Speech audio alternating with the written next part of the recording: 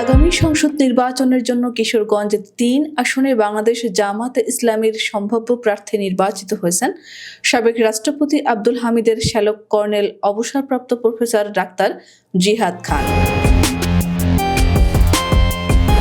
জামায়াতের মজলিসে শুরা সদস্য ও কিশোরগঞ্জ জেলার আমির অধ্যাপক মোহাম্মদ রমজান আলী তার প্রার্থিতার বিষয়টি নিশ্চিত করেছেন।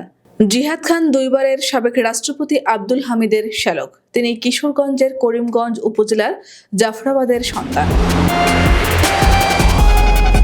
কর্নেল অবসরপ্রাপ্ত প্রফেসর ডাক্তার জিহাদ খান বাংলাদেশ জামায়াতে ইসলামের মজলিসে শুরা সদস্য। তিনি বর্তমানে ইবনে সিনা হাসপাতালে কার্ডিওলজিস্ট হিসেবে কর্মরত রয়েছেন। এর আগে তিনি সম্মিলিত সামরিক হাসপাতাল ঢাকা হাসপাতালের হৃদরোগ বিভাগের প্রধান হিসেবে দীর্ঘদিন কর্মরত ছিলেন। কর্নেল অবসর